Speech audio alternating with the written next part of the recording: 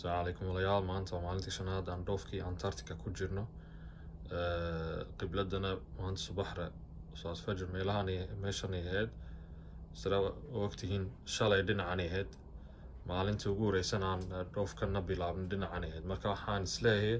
wax yaraan yar si yar laabanay dhinacii aan ka hor ahayn laakiin waxaa dhici karta galabta inaan dhinacan u tukano ama xitaa inaan malahan dhinacan u tukano marka كلي قبلة يسوي بدل يسمع دائما مركز تنصعنه لكن قبلة وعدين هذا. ساعة الوقت ريال ما أنت مالتي شناد عن أنتاركتيكا دوفكي أنتاركتيكا كوجنو مالتي لبعض عن قارة أنتاركتيكا عكس دقنو هذا وحن كسو دقنو ميل ده دامو بوينت وعمل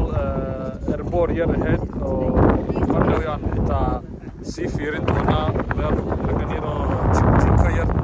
وعركيس تكون أرجنتين كاسكلا لكن جنكلا كلاسا يباقينا وحا حقا كجريو تاريخ دير مركا حقا نقل الصعرة ايش نقول في ديرنا ونسيدو ان شاء الله. هذا وليال السلام عليكم حصلنا دامو بوينت وجنكا دير او انجليز كاستعمالي جرين سلاو أركيسين ميشن وحا لغا تاغي سيري كورهد وقتي ugu dambeysay la isticmaalay xid 1996 soddon sano yaa ugu dambeysay meesha la isticmaalay waxana wixii ahayd meel kayd yani waxyaabaha kale loo baahan yahay oo meelaha kale Ingiriiska lahaayeen la geeni jiray ama la geeni lahaa xaqana horta la keeni jiray kadibna meelaha kale loo sii gudbin jiray soddon sano lama isticmaalin xitaa xaggan diyaaradaha ka degi jiray laakiin kadib meel kale oo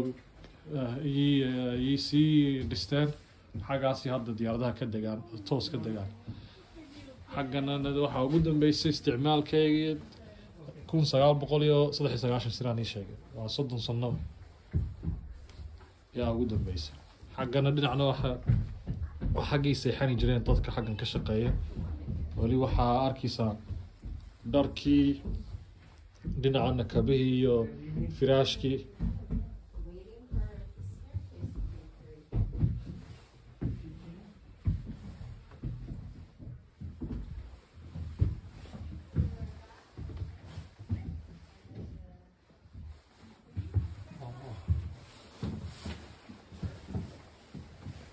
meesha aan ii sheegay waa Damway Point ووقتي آخرين هنا حتى حقنا يقولوا يا لان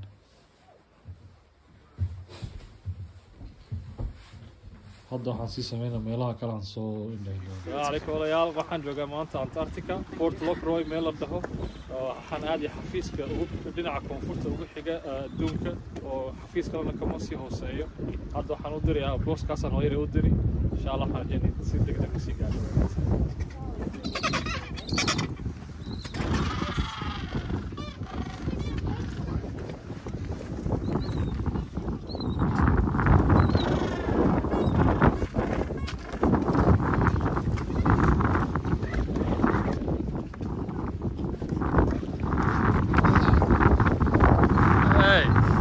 I lived all around the post office.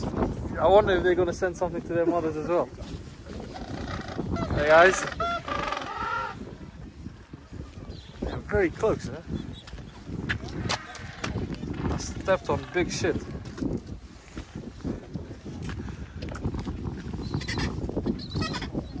Penguins pretty much own this place. They're surrounding the whole post office.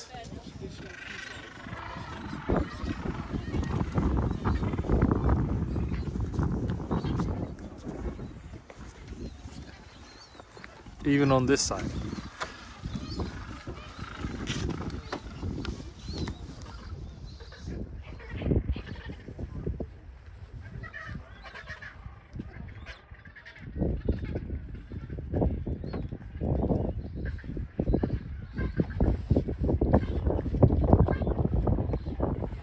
saaca kolayaal hadda waxaan soo galnay meeshii Port Lacroix la dhaho oo booska la isku diri karo haddaad xaggan joogtid oo qaraabara u diri kartid xaggan oo arkiisina meesha biyaha lagu kululeeyo oo lagu cadeeyro meeshana waxa weeyaan meelo kala nooc oo Antarctica ku yaala oo u dhow meeshan post office kala loo magacaabo xaggan waa xafiiska qof maamulka meeshan kalena markaan sii baxnan waa jikari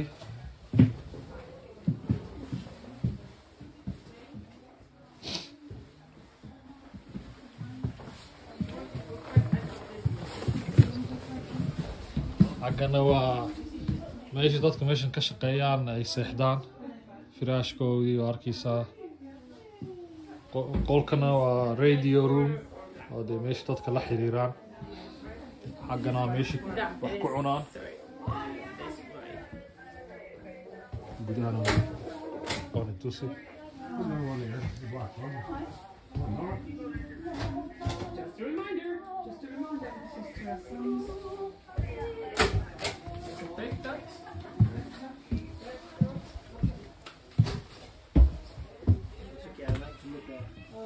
xaggana waa meeshii koolka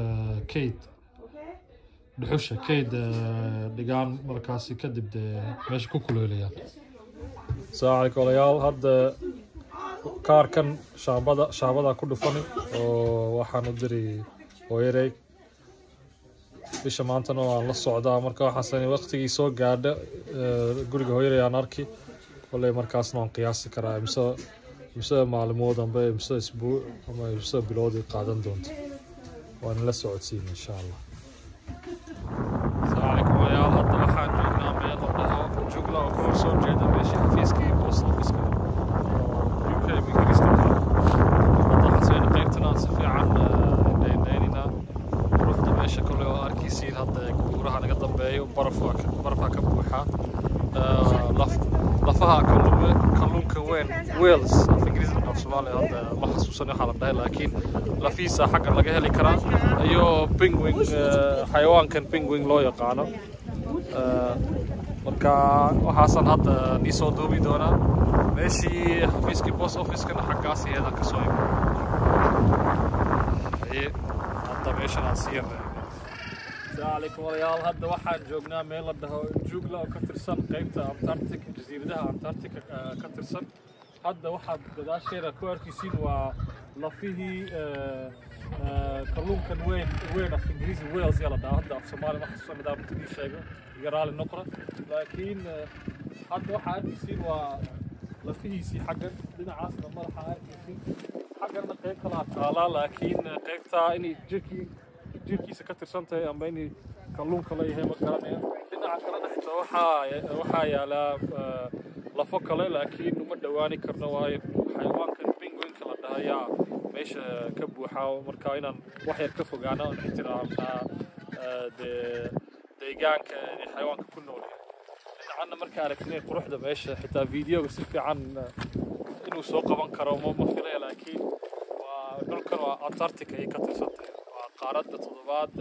هذا صومري بين المدير اللي وداقه فرجيني إن شاء الله إن سومالنا حتى حقنا كور كينان كله حسلي ملاننا حديك كتير نيجي وحنا مثلا أنا نيجي قفك وقول ريا بشيء ماده أو صوماليا لكن قفك قدام بينا نقولنا مرة بواي وحرمنا أنا كنا علم بارس وحيابا الدون كسمين أنا مكقيب قلنا سيران الدون كنا حتى لا تطبي كرنا مركا حاجة صارنا كويكاني كم سمايدو دن بس جوتان وأنا السلام يا هادي وحنير جيني خير يوبر واقي فرحة السلام عليكم